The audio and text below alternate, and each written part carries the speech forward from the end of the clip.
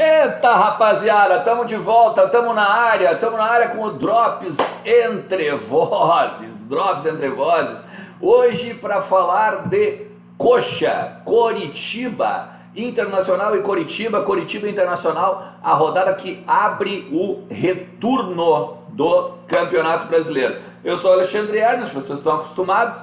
Chalacinha mora aqui, ó. Tem um outro chalacinha que eu tenho que botar, ó. Na live aqui. O senhor está me boicotando deste canal. É ciúme.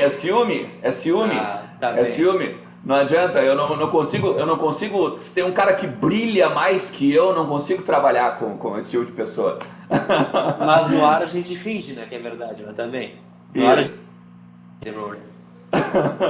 Mas eu tomo aí, né? Eu, Alexandre Ernest, Leandro Mesa aqui do meu lado dessa vez. O Leandro tá sempre acostumado de ficar aqui embaixo, mas hoje ele vai ficar aí, tranquilo, de boa, né? Lucas Colar e ele, o André. André, deixa eu te dizer, é Freze, como é que vai lá? Freze. Grande garoto, André Freze, que é setorista, tá, de Curitiba, jornalista lá do Paraná, sabe tudo de coxa, e vocês estão acostumados, a gente sempre traz um convidado aqui para dissecar o nosso adversário deste domingo, jogo 4 horas da tarde no Beira Rio, né? Então, André, prazerzão estar contigo aqui, cara, muito obrigado por ter aceito o nosso convite. Fala Alexandre, Leandro, Lucas, eu que agradeço o convite, acompanho o trabalho de vocês aí no Rio Grande do Sul, vocês são referência quando o assunto é internacional, então é uma honra estar aqui com vocês. Pois é, André, primeiro te agradecer a presença aí, e te pergunto, né, porque hoje a gente foi pego de surpresa com uma notícia de que jogadores do Curitiba estão fora, né, 5 jogadores por conta de contaminação. O Curitiba não vem fazendo um grande campeonato, né? A gente vê os dois do Paraná na parte de baixo da tabela, brigando ali na zona do rebaixamento. O Inter tem um jogo muito importante, né? Para o Inter vale muito esse jogo, porque vem de 2 jogos sem ganhar, né? Empatou com o Flamengo e perdeu para o Corinthians. E ao mesmo tempo o Flamengo e o Atlético Mineiro vão jogar na rodada, né? Entre eles. Então alguém vai perder ponto. O que a gente pode esperar desse time do Curitiba, de treinador novo, com desfalques? O que a gente vai ver do Coxa aqui em Porto Alegre? Olha, Lucas, começando pelos desfalques que você falou ali, são 5 jogadores e desses 5, 2 são titulares, né? O caso do Matheus Galdesani e do Nathan Silva, que vinha sendo improvisado na zaga. O Coritiba vive um cenário de incerteza total, né? Novo treinador, o Rodrigo Santana, assumiu segunda-feira, mas ele não era o primeiro nome na lista do Coritiba, né? O Coxa buscou pelo menos uns 5, 6 nomes. Thiago Nunes, Luxemburgo, Felipe Conceição, Lisca Doido, Mozart, que está no CSA. Então, a questão do Rodrigo Santana, ele foi ali a última opção na lista, e até o presidente assumiu que o nome até surgiu ali, o empresário do zagueiro Sabino falou bem dele, eles foram buscar referências, teve a questão do Ricardo Oliveira ter trabalhado com ele, então foi um nome assim, a última opção que surgiu no Curitiba. E o Curitiba vive um cenário que é importante falar, de eleição, né? Em dezembro ele tem eleições, e essa chapa atual está num momento muito ruim, no geral a gestão foi bem ruim, e é muito certo que não vai ser a chapa que vai continuar. Não sei se por aí vocês também têm eleições esse ano. Sim, também até tem, então sabe. Tá bem movimentado o bastidor aqui, né?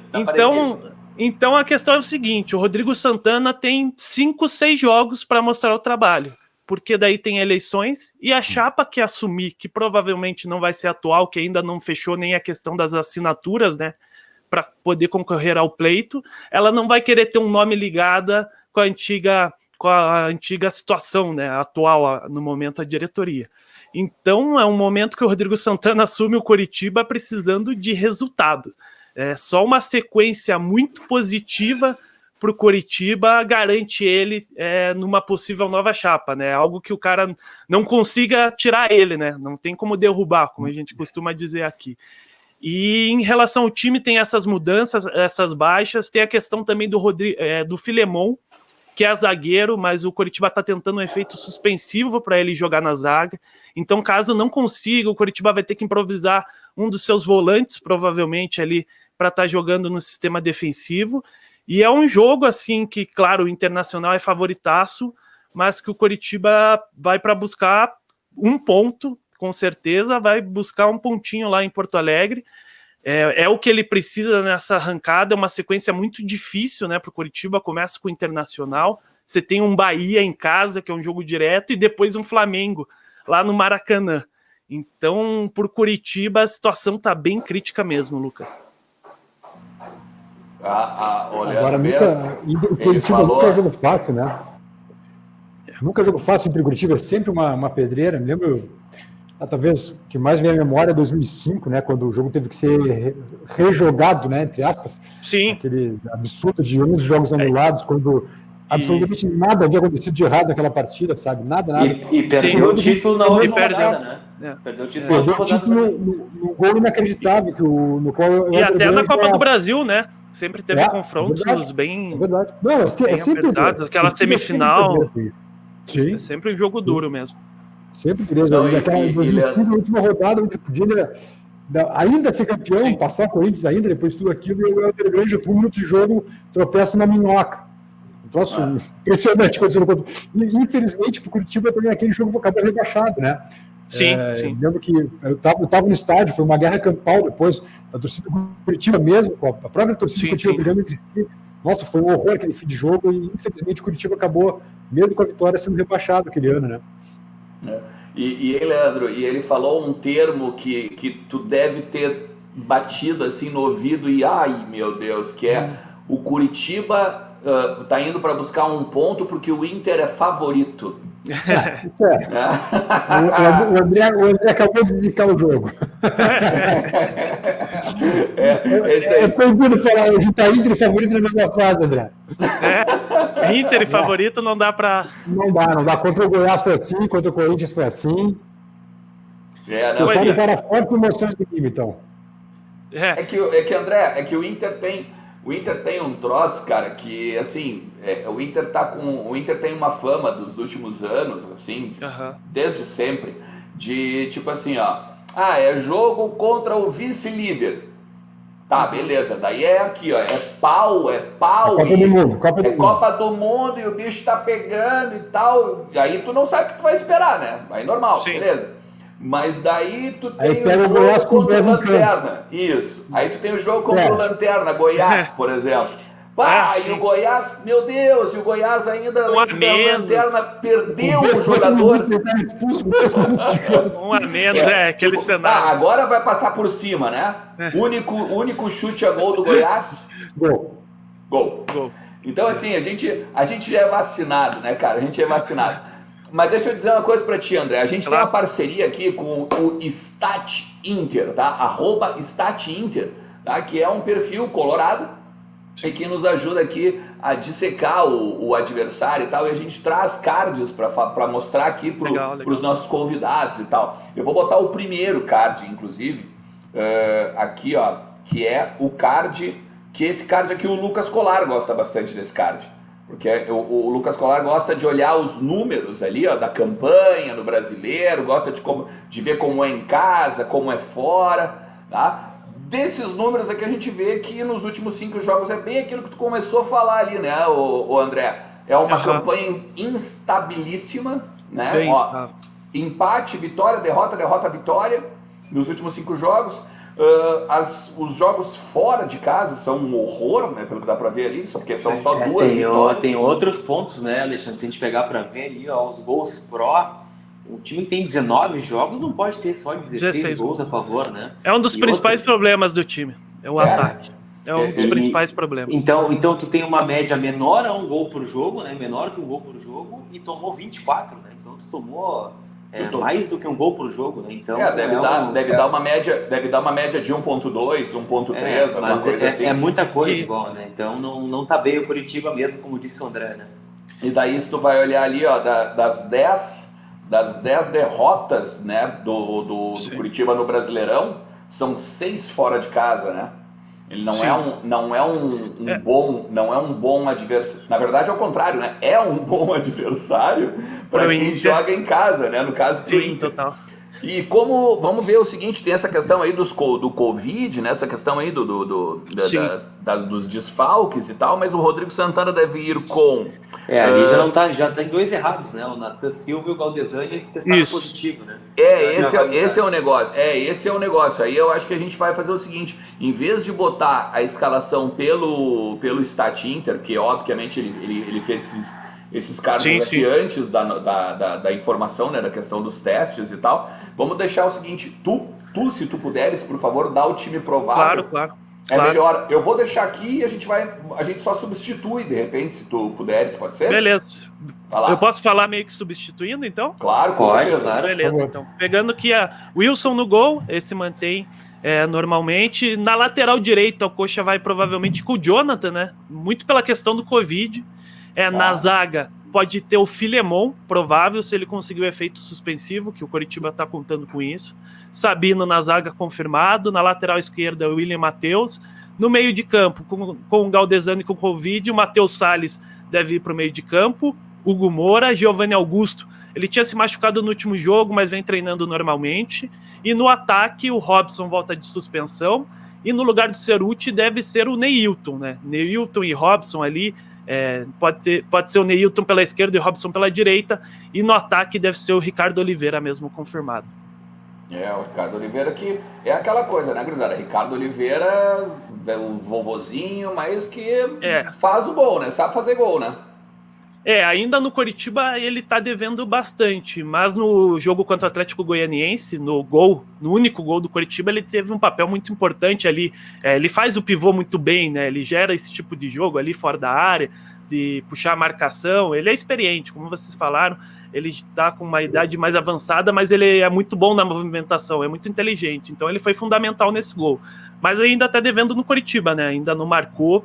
O Muniz, que vinha sendo titular no lugar dele, vinha fazendo bons jogos, até muita gente cobrou uma sequência ao Muniz, ele fez bons jogos, mas optaram pela mudança e ele deve continuar aí nesse time titular agora com o Rodrigo Santana, que já trabalhou com ele. E como está o Neilton, André? O Neilton, com o Jorginho, ele teve uma questão de uma lesão que prejudicou muito ele. Ele não conseguiu ter sequência, assim. E depois também teve a questão de escolha mesmo do Jorginho de não optar por ele. E isso foi motivo de muitas críticas da torcida ao Jorginho. Porque, por exemplo, no jogo contra o Ceará, lá você precisava fazer um gol, você tinha um Neilton no banco de reserva e o Jorginho não colocava ele. Colocava um volante, um meia, mas não colocava ele. E é o que eu falo, ele é um jogador que tem suas limitações, a gente sabe disso, mas nesse elenco do Coritiba, ele tem que jogar. Ele é um jogador que tecnicamente ele pode fazer a diferença no lance, dar um passe diferente, finalizar de dentro da área. Então ele é um jogador que precisa, agora está começando a ter uma sequência, né? No jogo contra o Atlético Goianiense não foi muito bem, mas muito pelo cenário do jogo, que o Coritiba foi sufocado pelo Atlético Goianiense. Então a tendência é que ele comece a ter uma sequência e ele tem que ser titular nesse time do Coritiba. Interessante. E aí eu te pergunto, só para não fugir muito, né, dos jogadores, né? Claro, ele não vai jogar por questão de contrato, né? Mas o Sarrafiore deixou saudades aqui em Porto Alegre, viu, André? Deixou. Tem fã-clube do Sarrafiore aí, ele era um cara muito querido por parte da torcida, né? E eu te pergunto, né, o que acontece com esse rapaz que ele não joga no Coritiba? Olha, o Sarrafiore, ele teve toda a situação de chegar, né, muito rápido para Coritiba, chegou e já jogou em uma partida com o Jorginho. Ele teve aquela oportunidade, saiu no intervalo, se eu não me engano, e depois foi pouco utilizado. O Jorginho não utilizou muito ele, até falou em questão mais geral, né, não citando o nome dele, mas de competitividade, e teoricamente acabou falando do Sarrafiore, né, e ele não teve muito espaço. O Pachiquinho, que foi o auxiliar nesse jogo, auxiliar foi o técnico, né, na partida contra o Goianiense, colocou o Sarrafiore no segundo tempo. Ele fez assim alguns passes interessantes, mas não fez nada de diferente no jogo. É um jogador que não se firmou, e eu acho que passa muito por isso, né? No Inter aí, a questão de ser um jogador competitivo, de ajudar tanto no ataque, mas tanto marcando. Ele parece um jogador que se desliga às vezes do jogo, né? E no Coritiba ele não vai tendo espaço. E olha, tecnicamente, a gente falando do time do Coritiba, ele teria espaço, assim, então é um jogador problemático, podemos dizer assim, por isso não vai tendo tanto espaço. O André, ele não parece que ele dorme no jogo, assim, ou que ele desliga do jogo, ele desliga mesmo. É assim mesmo, a gente está acostumado. Eu vou te dizer o seguinte, cara, eu vou te dizer que eu teria mais paciência com o Sarrafiori, por exemplo, Sim. hoje, no Inter, do que com o Nonato, por exemplo. É um cara que eu já não aguento mais. Já passou da conta. Tipo assim, no sentido de, tipo, quando vai vir a ser, né?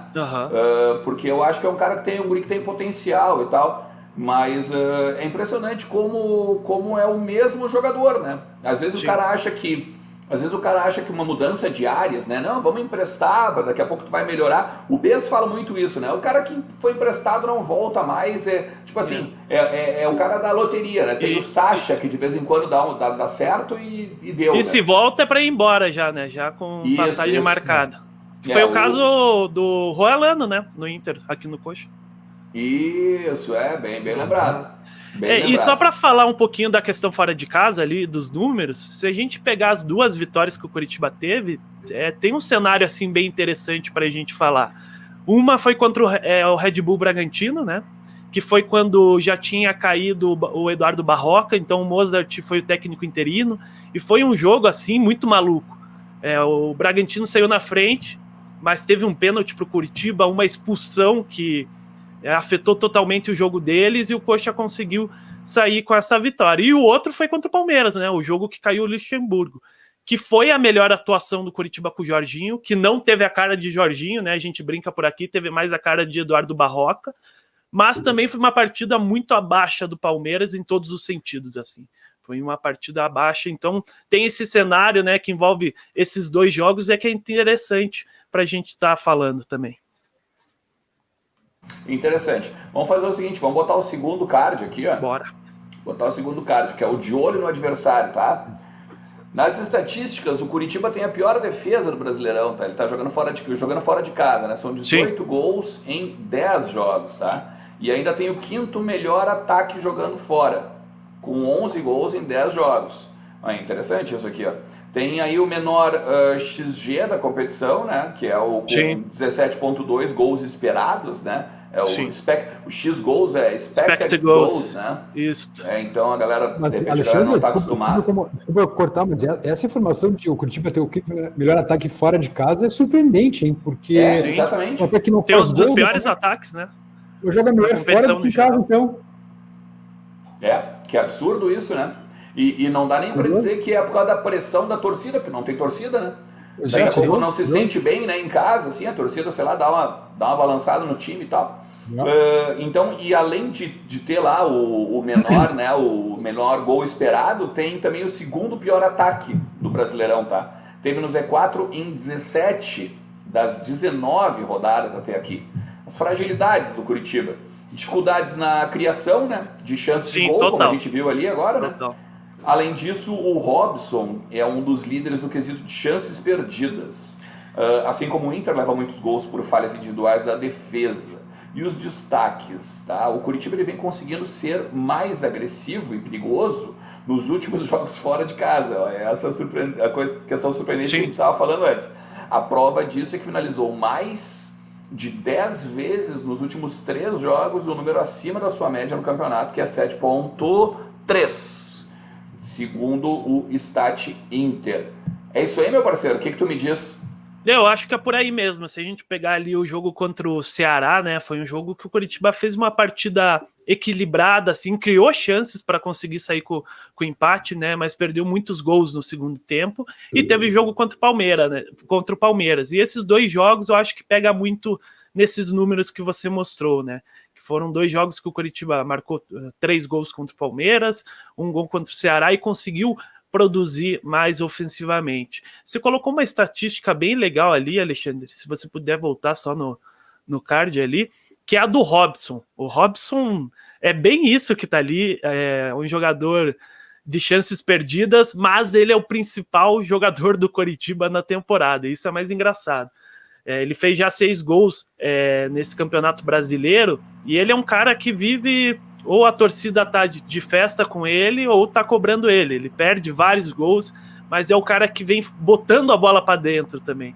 Então é uma coisa assim até absurda de se falar, mas ele é o destaque do Coritiba e é um jogador que, se for falar para se ter cuidado, seria ele, porque ele é um jogador rápido, de infiltração, agudo, sempre tenta finalizar de fora da área, sempre que abre ele tenta essa finalização e vem dando certo em alguns jogos, e se não fosse por ele, o Coritiba nem estaria brigando contra o rebaixamento, né? Já estaria praticamente no caminho do rebaixamento.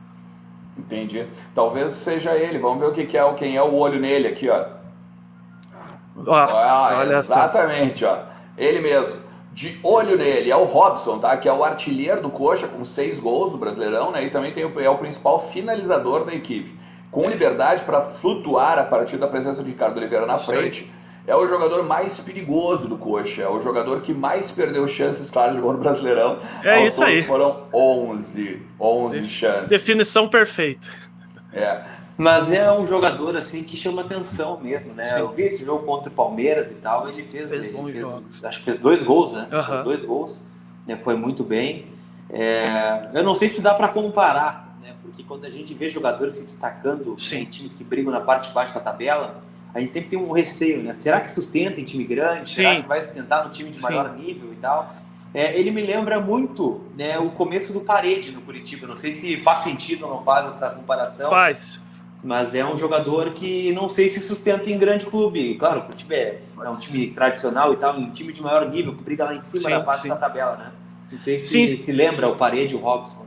Eu acho que a comparação pode ser feita assim, mas eu acho ainda que o Parede teve assim uma temporada mais equilibrada no geral do Coritiba, mas tem um aspecto que era uma Série B também, né? É importante colocar isso. E são características um pouco diferentes. O Parede é um jogador mais de velocidade, né? De jogar aquela bola para frente e sair correndo disparado. Mas acho que sim, até uns amigos da imprensa de São Paulo me falaram, pô, o Robson aí vem fazendo bons jogos. Eu falei, olha, ele é um jogador pro Coritiba, pro contexto do time ele é bom, mas tecnicamente ele peca muito. Eu achei ainda o Parede tecnicamente superior ao Robson. O Robson é um jogador que tem alguns lances assim, que você fala, pô, como que ele fez aquele gol e esse lance ali, num erro técnico, acaba se dificultando. Então tem isso. Eu acho que pro contexto do Coritiba ele é um jogador muito interessante. Mas se a gente for pegar assim uma equipe que brigaria um pouco mais para a parte de cima da tabela, não falando nem em G6, ele seria um jogador assim mais para compor o elenco, assim, colocando essa limitação. Eu não sei vocês, tá? Mas eu fiquei preocupado, né, com essas estatísticas do Curitiba fora de casa. Eu não ia, mas eu vou providenciar o meu Melatix para o jogo. Tá? Eu vou providenciar, vou tomar já a partir de hoje, né? Seguir tomando em doses homeopáticas aí, porque eu acho, né, que vai ser um jogo bem complicado, não vai ser essa barbada toda pro Internacional. É jogo duríssimo, pode ter certeza disso. Isso, tem tudo para ser um joguinho, aquele joguinho que tem que ter calma, né? Não é porque não ganha fora, não é porque o Curitiba tá oscilando e tal, que não vai ser um joguinho chato, aquele joguinho que tu tem que jogar com inteligência, assim. Vão em melatix.com.br, né? Melatix.com, olha, vocês estão subestimando Curitiba. E do que vocês falaram da defesa do Coritiba, é verdade. A defesa do Coritiba é uma coisa assim impressionante, porque o Jorginho sempre falou muito em fazer um time equilibrado e defensivamente forte. A gente nunca viu muito bem isso, né? É um time que gera muitas oportunidades, como até foi colocado ali no card, é um time que gera muitas oportunidades. E é uma defesa assim que, quando você menos espera, ela dá uma entregada assim num lance que parecia que não teria nada para acontecer, e acontece. Eu sei que do Inter também tem algumas situações assim, né? Eu sempre vejo vocês comentando, mas tem isso. O Sabino é um jogador assim que vem fazendo um campeonato muito bom. Ele tem uma saída de bola, um jogador que ajuda nessa construção. Foi destaque na Série B do Coritiba, mas a dupla ali não se firmou, né? Se tem o Rodolfo que jogou a Libertadores pelo Flamengo, ele não conseguiu se firmar.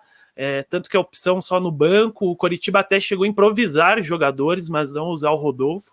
E tem essa questão do Filemon, que é um jogador também bem abaixo, já custou vários pontos para o Coritiba. Então, o Sabino é garantido titular, o outro ali, a dupla dele, sempre vai estar sempre um pouco abaixo. Beleza, cara, muito legal, hein, Leandro Bez e Lucas Colar, baita convidado, né?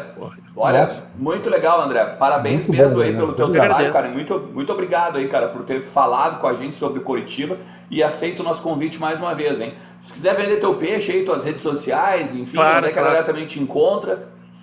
Alexandre, primeiro agradecer a você, o Leandro, ao Lucas. A gente sempre está trocando ideia, né, Lucas, sobre informação ali de mercado e tal.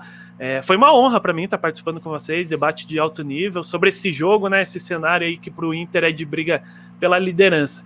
Quem quiser procurar no Twitter, eu sempre trago algumas análises, tanto do Coritiba, do Atlético, do Paraná, também a gente acompanha por aqui. É esse @ que está aí na tela.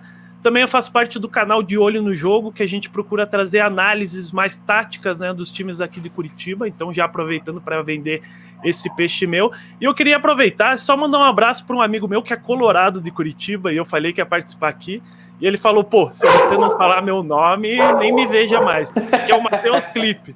Acompanha vocês direto, colorado, doente, então fica o meu abraço para ele e agradecimento aí pela participação. Show de bola, show de bola. Mas então é isso, né, galera? Vocês sabem, né? Hoje a gente gravou. Isso aqui é sexta-feira de tarde, essa gravação aqui, tá, meu parceiro?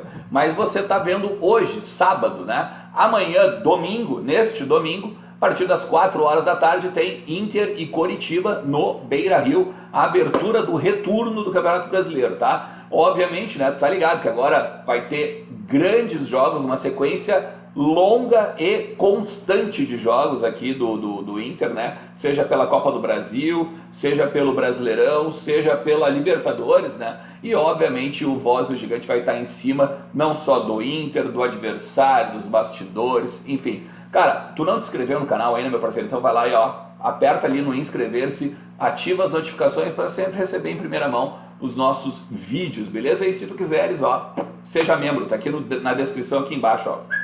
Tá? Só chega ali, clica ali, seja membro, R$ 7,99 por mês, uma barbada, live exclusiva, participação nas nossas lives aqui, tem grupo de Telegram, cara, enfim, coisa pra caramba. E tá vindo o site do Voz do Gigante, te prepara que esse mês não passa, beleza? Valeu pra todo mundo aí, Leandro Bez, Lucas Colar também, um abração, a gente se fala, valeu André, até mais, tchau!